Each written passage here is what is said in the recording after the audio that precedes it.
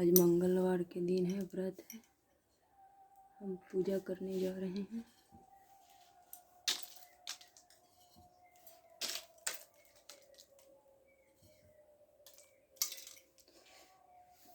गंगा जल पहले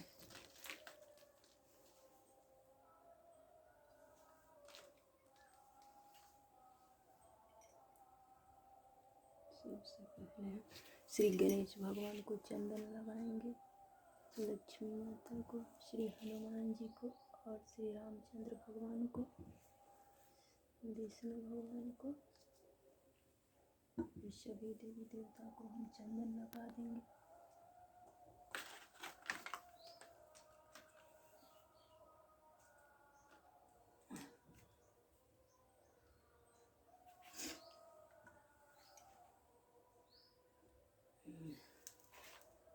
हनुमान जी को और फूल अर्पित करेंगे, चंदन, चावल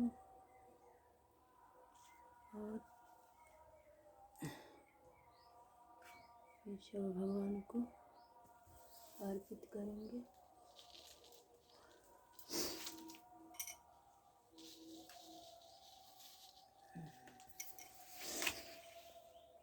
अब हनुमान जी की हम कथा पढ़ेंगे।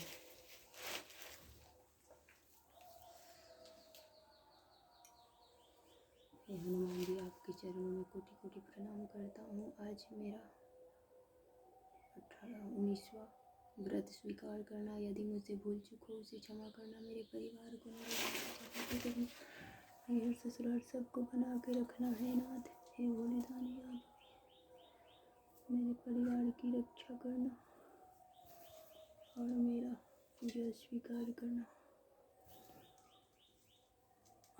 हरि ओम नमः शिवाय, हरि ओम नमः शिवाय, हरि ओम नमः शिवाय, हरि ओम नमः शिवाय, हरि ओम नमः शिवाय, हरि ओम नमः शिवाय, हरि ओम नमः शिवाय, नमः शिवाय। हे हनुमान जी, मेरा पूजा शिव शंकर जी पार्वती जी गणेश जी की माता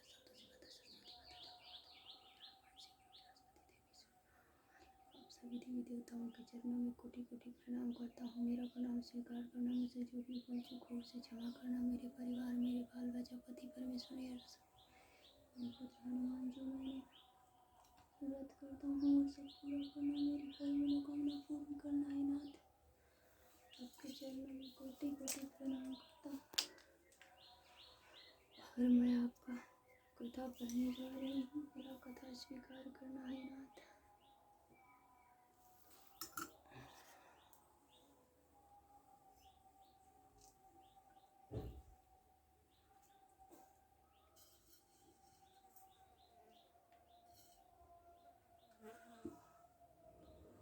कथा पढ़ेंगे। अब इसको रख के हाथ में और कथा पढ़ेंगे। इतना भी हम कथा पढ़ेंगे। इसमें 1 रुपया रखेंगे, जल रखेंगे और कथा पढ़ेंगे।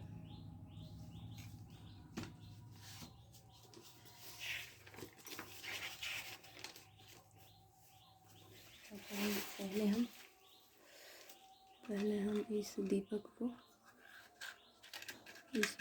को जला लेंगे। चौमुखी दीपक को यहाँ जला लेंगे।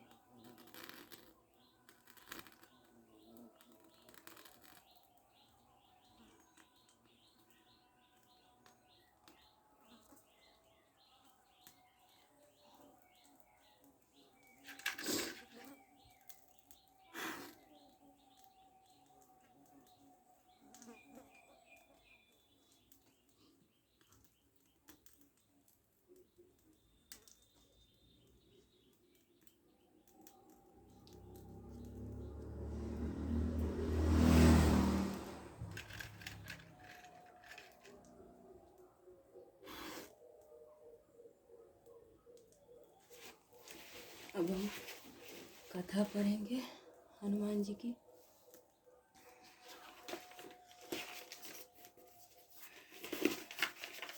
सर्वप्रथम, हे पवन पुत्र हनुमान, मैं आपका 21 नामों का जाप करने रहा हूँ। मेरा जाप स्वीकार करना। मंगल भूमि पुत्र ऋण हरता धन पर स्थिरासन महाकाय सर्व कमार्थ साधक लोहित लोहिताक्ष संग्रामं कृपा कर धर्म कुज भौम भूमिज भूमि नंदर अंगारक यम सर्वरोग पहाड़क वृष्टि करता पाप हरता सर्व फलदाता है कौन पुत्र मेरा एक हिस्सा स्वीकार करना। मंगलवार का कथा। मंगलवार व्यास जी ने कहा, एक बार नैमित सारण तीर्थ में 88,000 मुनि एकत्र होकर सूत जी से पूछने लगे, हे महामुने, आपने हमें अनेक पुराणों की कथा सुनाई है, अब कृपा करके हमें ऐसा व्रत की उसकी कथा बताए जिसके करने से संतान की प्राप्ति हो तथा मनुष्यों को रोग शोक अग्नि सर्प दुख आदि का भय दूर हो। कलयुग में सभी जीवों की आयु बहुत कम है।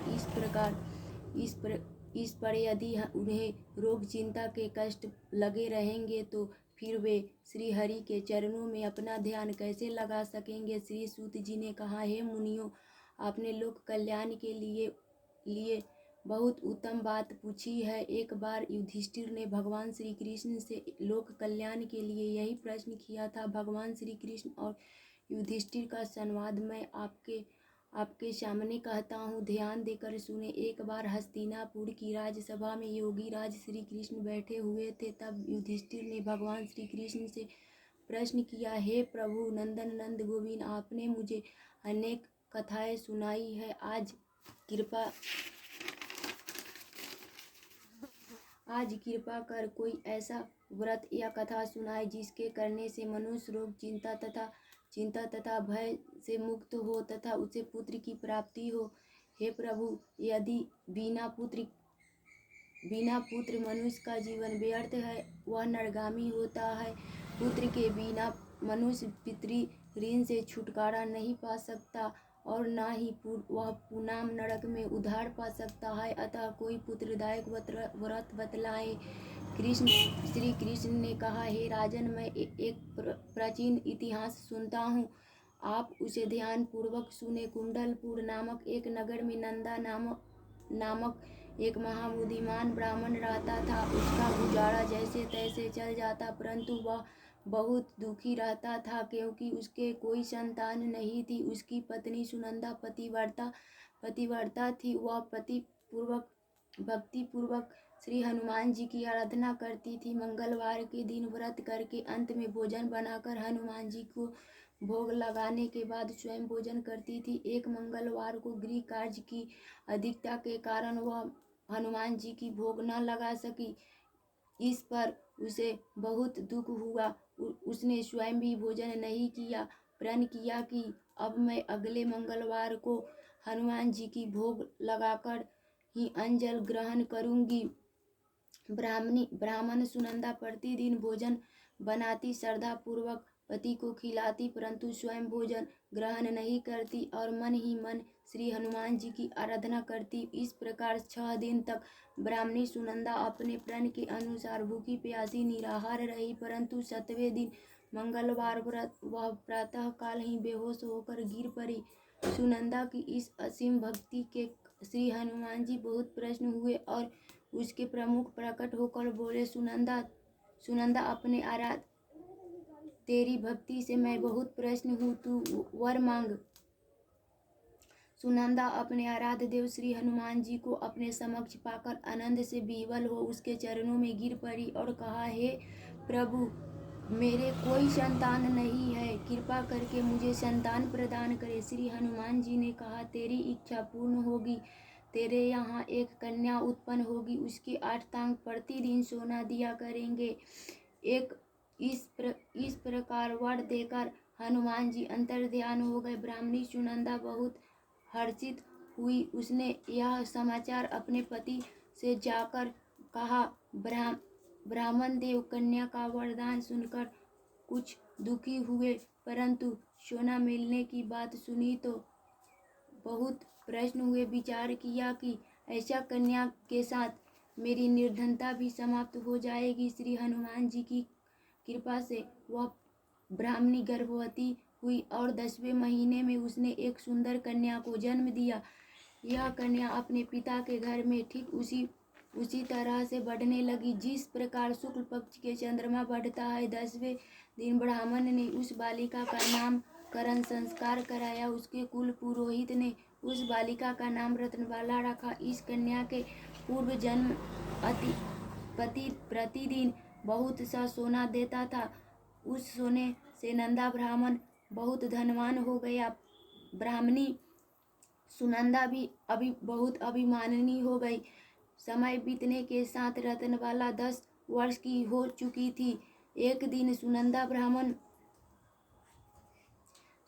ने नंदा ब्राह्मण से कहा, हमारी पुत्री रत्नबाला विवाह योग हो गई है, अतः कोई सुंदर तथा योग वर देखकर उसका विवाह कर दे। यह सुनकर नंदा ब्राह्मण बोला, अभी तो रत्नबाला बहुत छोटी है,